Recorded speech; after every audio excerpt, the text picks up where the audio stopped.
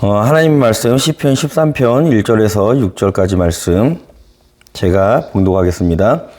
여호와여 어느 때까지니까 나를 영원히 잊으시나이까? 주의 얼굴을 나에게서 어느 때까지 숨기시겠나이까?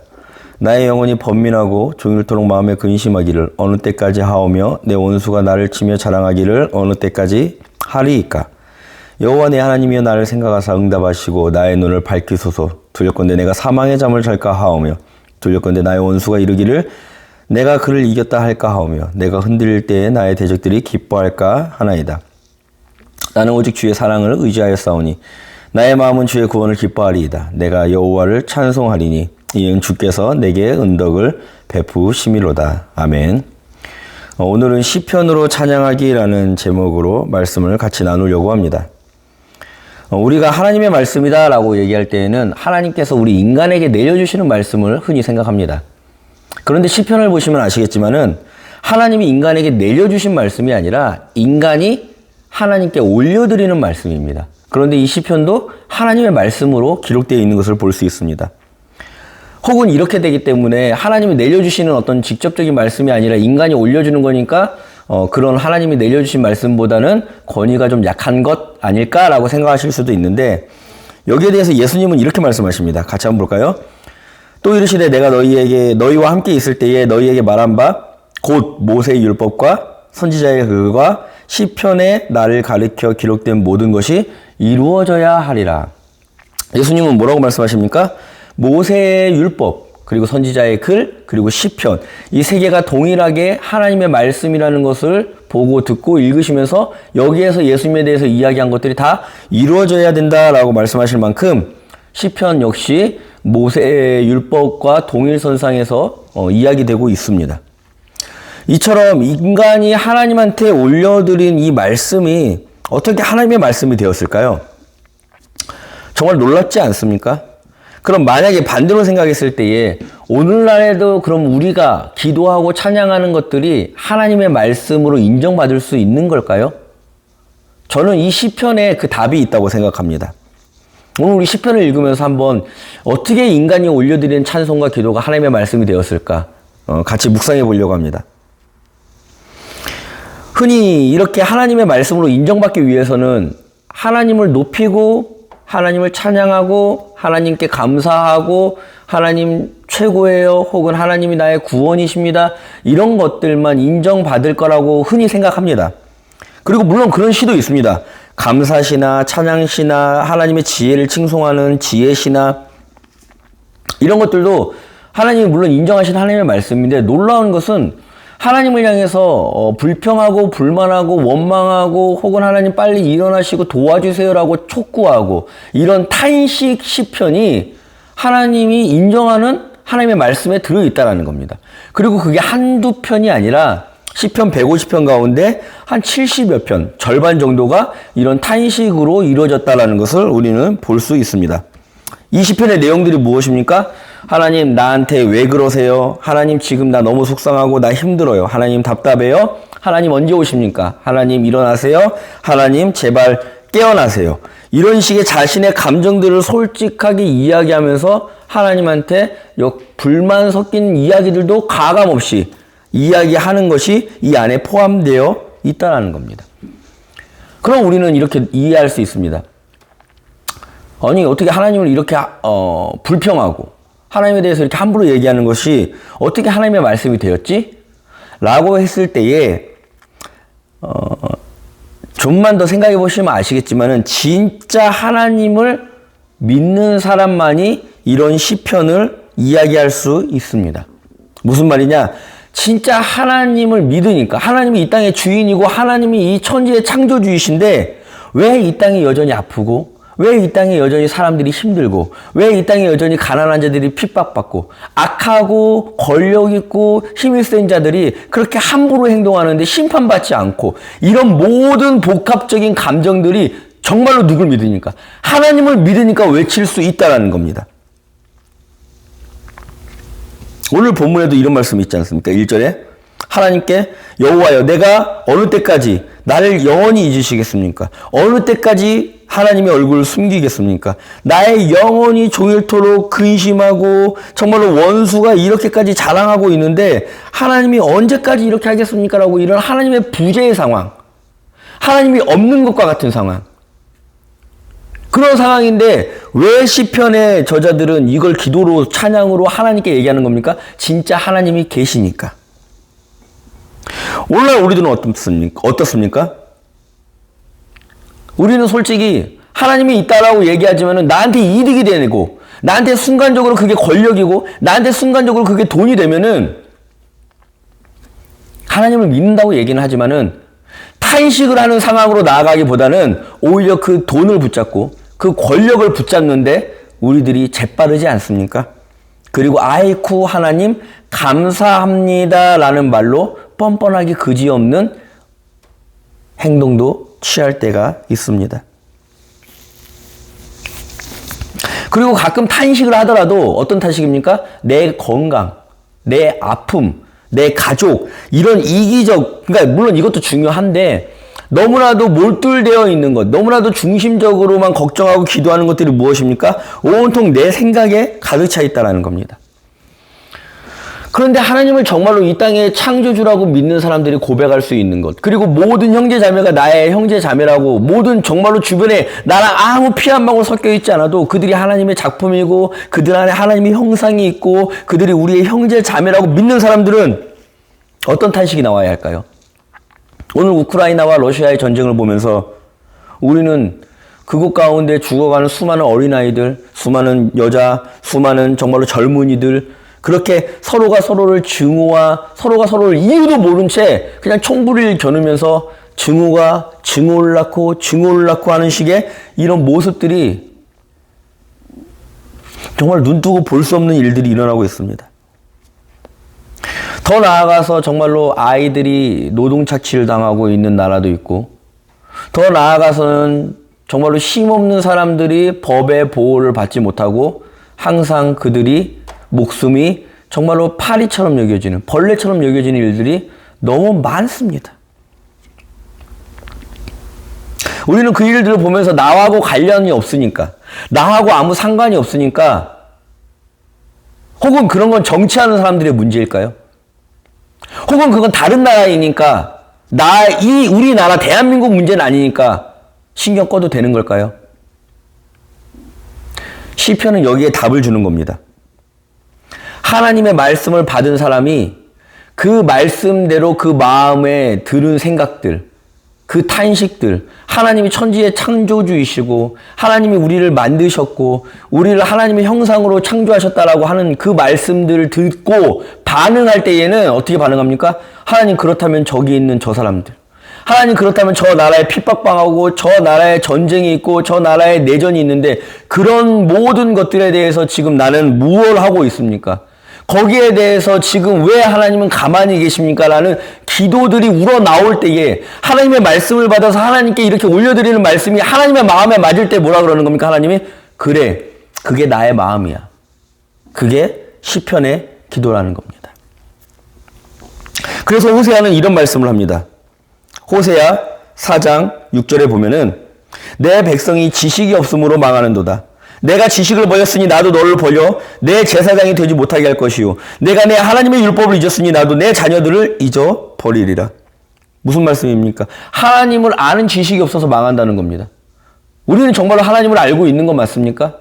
오늘날 우리가 교회에 모여서 우리끼리 정말로 친하게 지내고 우리끼리 사랑하고 우리끼리 반찬 좀 나눠 먹고 우리끼리 뭔가 어려우면 좀 도와주고 우리끼리 병원에 아픈 사람 있으면 신방진 가고, 정말로 이게 하나님이 원하는 나라입니까? 물론 괜찮은 거, 물론 좋은 취지에서 하는 건 알고 있지만 교회 아니라도 어떤 단체, 어떤 동아리, 어떤 봉사활동에서도 무엇이든지 할 수 있는 일들입니다. 사랑하는 자들만 사랑하는 것, 사랑하는 자들끼리 사랑하는 것, 친한 사람들끼리 교제를 쌓는 것, 안 믿는 사람들도 할 수 있는 것들입니다. 그런데 정말로 하나님의 말씀을 받는 사람들, 하나님의 말씀이 그 마음 가운데 임한 사람들은 그것들을 뛰어넘어서 나와 전혀 상관없고 이 나라의 아픔을 끌어안을 줄 알고 전 세계에 되어져가는 일들이 하나의 기도가 되고 찬양이 될 수 있는 것, 이게 바로 시편의 내용이라는 겁니다. 하나님을 아니까. 하나님의 말씀을 받으면 받을수록, 하나님의 말씀을 읽으면 읽을수록 내 안에서 나오는 찬양과 기도는 시편의 찬양과 기도를 닮아가게 되어 있습니다. 그래서 거기에 시편에 나와 있는 모든 탄식시들은 맨 처음엔 개인적인 아픔으로도 시작합니다. 개인적인 사건으로도 시작합니다. 그런데 이게 점점점 어떻게 됩니까? 나라와 민족을 뛰어넘어서 전 세계 가운데 하나님의 공의, 하나님의 정의, 하나님의 능력이 나타나지 않는 것에 대해서 분노하고 탄식하고 하나님을 촉구한다라는 겁니다. 그리고 그 기도가 하나님의 응답을 이끌어낼 때도 있다라는 것. 오늘 우리는 하나님을 정말로 잘 알고 있는 것입니까? 하나님의 말씀을 제대로 받으면은 그 말씀에 대한 반응으로 나의 찬송과 기도가 나타날 줄로 믿습니다. 시편에 많은 말씀들이 있습니다. 오늘 우리는 시편의 1장 2절에 보면 뭡니까? 오직 여호와의 율법을 즐거워하여 그의 율법을 주야로 묵상하는도다. 오늘 모든 세상의 사람들이 돈, 부동산, 좋은 학교, 좋은 직장, 먹고 사는 것, 정말로 많은 사람들이 여기에 매여 삽니다. 힘이 듭니다.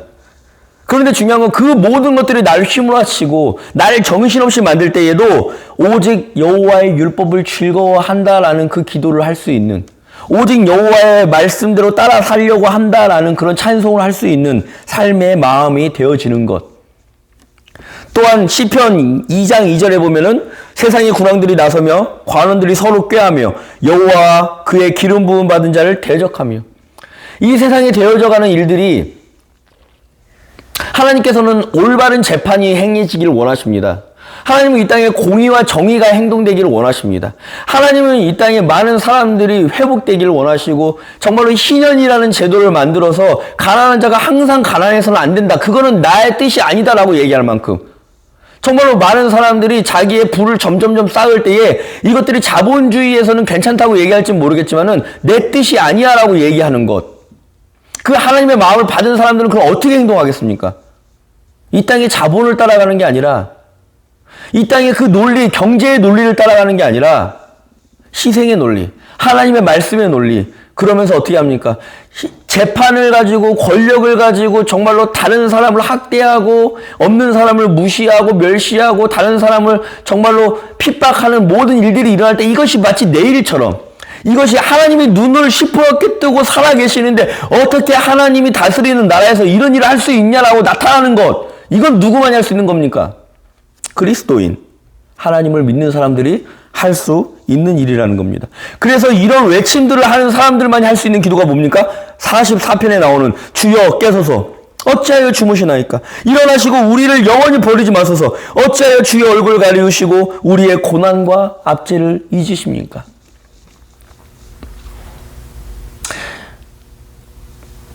하나님의 말씀에 관심 없는 사람들은 평안하다 내 배가 부르다라고 등 따시고 배부르니까 평안하다라고 얘기합니다. 선지서에 보면 항상 그러지 않습니까? 거짓 선지자들이 항상 하는 말이 무엇입니까? 평안하다. 그런데 이 땅 가운데 백성들, 하나님의 백성들, 가난한 자들, 고아와 가부들은 굶어가고 있고 죽어가고 있고, 그들은 여전히 힘들어서, 여전히 정말로 그 권력, 권세, 나라의 왕들과 정말 나라의 정말 귀족들로 이어가지고 학살당하고 빼앗기고 또 착취당하고 그러고 있는데 너희들이 평안하다고 하느냐? 그 거짓말 집어치우라고 얘기하는 말씀들을 우리가 읽는데 오늘날 우리도 똑같다라는 겁니다. 마치 나만 살만 하면, 나만 괜찮으면은 우리 주변에 어떤 일이 일어나든지 우리의 시편의 기도는 멈춰버립니다. 왜요? 그 시편의 기도가 확장된 것이 아니라 이기적인 나에 대해서만 매몰되어 있기 때문에 기도가 더 이상 발전이 되지 않습니다. 그래서 우리가 기도한 거 생각해 보십시오. 내 기도의 언어들을 한번 생각해 보십시오. 나와 가족과 뭔가 내 관련된 무슨 사업과 이런 얘기 하다가 딱 그 외에 나라와 민족을 위해서 기도합시다 말을 합니다. 내 문제에 대해서는 1시간 넘게 기도할 수 있는 사람이 나라와 민족에 대해서는 1시간 이상 기도하지를 못합니다. 먼저 그의 나라와 그의 일을 구하라. 그리하면 그 모든 것을 너에게 더하실 것이다 라는 말씀을 들었지만, 내가 하나님의 말씀을 들었지만 반응하지 못하는 겁니다. 이렇게 올려드리지 못하는 기도는 진짜 이게 하나님의 말씀이 될까요? 시편의 기도와 찬양이 아니기 때문에 될 수가 없겠죠. 오늘 왜 제가 말씀드리는 게 시편의 기도와 찬양이 하나님의 말씀이 될 수 있었냐? 그 받은 하나님의 말씀 그대로 올려드리는 말씀이었기 때문입니다. 그게 아무리 탄식이 있든, 거기에 불만 불평이 있든, 거기에 어떤 심지어 저주까지 있든, 하나님의 그 형식에 구애받지 않으시는 이유는 하나님의 말씀을 받아서 하나님이 통치하신 이 나라에 일어나서는 안 될 일이 일어나고 있습니다라는 분노, 거기에 대한 화, 거기에 대한 불만, 거기에 대한 불평이기 때문에 하나님이 뭐라 그럽니까? 그 마음이 나의 마음과 같다라고 인정하는 것. 그래서 시편의 기도는, 시편의 찬양은 하나님의 말씀이 된다라는 겁니다. 저주 시편도 시편에 나옵니다. 그런데 이건 어떤 의미입니까? 이런 말씀이 있습니다. 레위기에 보면은 원수를 갚지 말며 동포를 원망하지 말라. 내 이웃 사랑하기를 내 자신과 같이 사랑하라. 나는 여호와니라. 하나님이 정말로 원수를 갚지 말라고 얘기합니다. 이 하나님의 말씀을 우리가 받았습니다. 그런데 우리는 인간입니다. 예수님이 아니죠. 너무 밉고 너무 짜증나고 정말로 악을 행하는 자, 정말 화가 나는 자들이 있습니다. 어떻게 합니까? 나는 정말로 사랑하려고 하지만 도리어 나를 대적하는 자들이 있습니다. 그런데 이 기도할 때 이 안에 담겨있는 이 분노를 어떻게 쏟아냅니까? 하나님한테 기도한다는 겁니다. 이게 저주 시편입니다.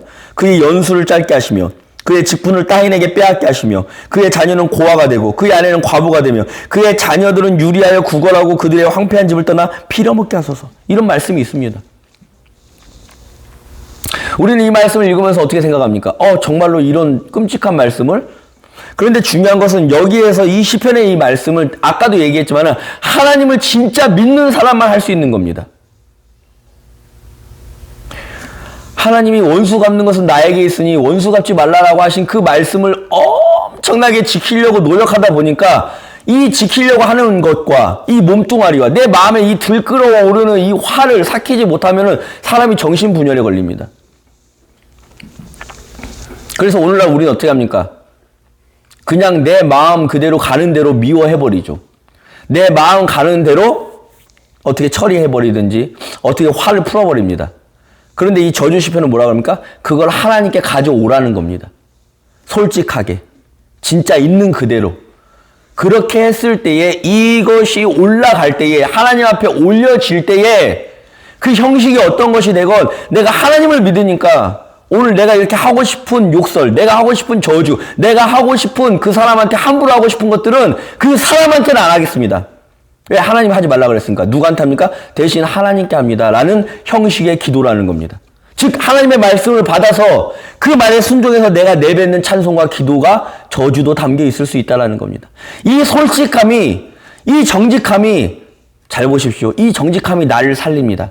내가 그에게 원수를 직접 갚는 것은 속은 후련할지 모르겠지만은 그도 죽이고 나도 죽이지만은 내가 하나님의 말씀을 받아서 하나님께 올려드리는 기도로 승화시켰을 때, 하나님께 부르는 찬송으로 승화시켰을 때에는 그 사람도 살고 나도 살고 하나님도 그 말씀을 하나님의 말씀으로 인정하신다라는 겁니다. 이게 바로 시편의 기도입니다. 오늘 우리는 이 시편의 기도에 대해서, 다양함에 대해서 들었습니다. 그리고 이 시편의 기도와 찬송이 하나님의 말씀으로 인정받는 것도 우리는 들었습니다. 그럼 우리는 이제 어떻게 기도하고 어떻게 찬양해야 할까요? 오늘날 내가 기도하는 내 기도의 메시지, 내 기도의 내용들을 한번 글로 한번 적어보십시오. 내가 그동안 무슨 기도를 하고 있었는지, 내가 그동안 무엇에 관심사가 있었는지, 내가 어떤 말을 하고 있는지, 한번 나의 입에서 나오는 말들, 하루 종일 나오는 찬양들, 하루 종일 하는 어떤 기도들을 적어보시고 시편을 한번 읽어보시기 바랍니다. 나 개인의 아픔, 나 개인의 기도 제목 중요합니다. 그런데 그것들을 넘어서 점점점 하나님의 주권을 인정하며 하나님을 찬양하며 그 하나님을 믿기 때문에 할 수 있는 기도가 계속 확장되고 있는 중인지, 그리고 그 기도가 계속 확장될 때에 하나님께서도 인정하는 말씀으로 인정받고 있는 그 시편의 기도, 그 시편의 찬양을 내 입에서도 하고 있는지 한번 우리가 돌이켜봤으면 좋겠습니다. 이런 시편의 기도들이 우리들에게 한참 이렇게 되어지면서 하나님께 영광을 돌리고 하나님을 찬양하는 그런 성도님들이 되었으면 좋겠습니다. 마지막으로 이 시편은 탄식을 하건 저주를 하건 불만 불평을 하건 혹은 또 감사와 찬양을 하건 간에 마무리는 항상 어떻게 끝나는 줄 아십니까? 이게 매우 중요한데 이 시편의 기도를 하다 보면 찬양을 하다 보면 마무리가 항상 이렇게 됩니다. 같이 한번 볼까요? 나는 오직 주의 사랑을 의지하여 싸우니 나의 마음은 주의 구원을 기뻐하리이다. 내가 여호와를 찬송하리니 이는 주께서 내게 은덕을 베푸심이로다. 자, 지금 기도하고 찬양하는 중입니다. 맨 처음에는 불만 불평이 많고 왜 하나님 이 상황을 그대로 보고만 계십니까? 여전히 아프고 여전히 힘들고 여전히 가난하고 여전히 착취당하고 여전히 이 사회는 변할 것 같지 않습니다. 권세자들, 돈이 있는 자들, 힘 있는 자들은 그들을 계속 괴롭힐 거고 재판은 여전히 굽어있고 정의와 공의는 찾아볼 수가 없습니다. 그런 상황에서 하나님을 자꾸 부르고 재촉하고 깨우고 정말 내가 뭘 해야 될지 하나님 도와달라고 간구하면서 기도하는 가운데에 모든 시편의 저자는 그 기도가 길어지면 길어질수록 그 기도가 계속 이어지면 이어질수록 마지막에 어떻게 됩니까? 현실은 변하지 않는데 자기의 마음이 변하는 것을 보게 되는 겁니다. 기도하는 가운데 하나님의 사랑을 더욱더 확인하고 기도하는 가운데 하나님의 구원을 더욱더 확인하고 기도하는 가운데 하나님의 능력을 더욱더 확인합니다. 그러니까 현실은 변하지 않지만은 내가 더 나아가서 확장된 기도와 내가 더 나아가서 확장된 찬양을 할 수 있게 되는 것, 그게 바로 시편의 찬양이고 시편의 기도입니다. 오늘 우리가 저와 여러분도 정말로 이런 시편의 기도를 계속 되어질 때에 정말로 이 현실 가운데서 계란으로 바위 치는 것 같고 내가 할 수 있는 건 아무것도 없을 것 같고 정말로 우리가 이렇게 조금 해봤자 뭐 되나? 우크라이나와 러시아의 전쟁을 내가 막을 수 있나? 시리아의 난민 문제를 내가 해결할 수 있을까? 아프리카 소수 분족의 그 분쟁을 내가 어떻게 하지? 맞습니다. 아무것도 못합니다. 그런데 그동안에 정말 하나님이 하신 일들을 한번 생각해 보십시오. 역사를 공부하신 분이면 아시겠지만은 이 일이 될까? 정말로 그런 군사 정권이 무너질까? 독재가 무너질까? 정말로 그 종교개혁이 성공할 수 있을까? 이런 수많은 질문들을 안고 사는 사람들은 시편의 기도만 꾸준히 했을 뿐입니다. 그리고 그 기도에 맞춰서 자기의 삶을 하나님한테 순종으로서 헌신했을 뿐입니다. 그런데 그렇게 하나님께서 함께 이루어 가신다는 것을 믿고 오늘도 우리의 기도가 시편의 기도처럼 정말 하나님의 말씀으로 인정받는 기도처럼 되어지기를 간절히 기도합니다. 우리 성도님들 역시 그런 시편의 찬양을 하시는 시편의 기도를 하시는 성도님들이 되시길 간절히 기도합니다. 같이 한번 기도하시겠습니다.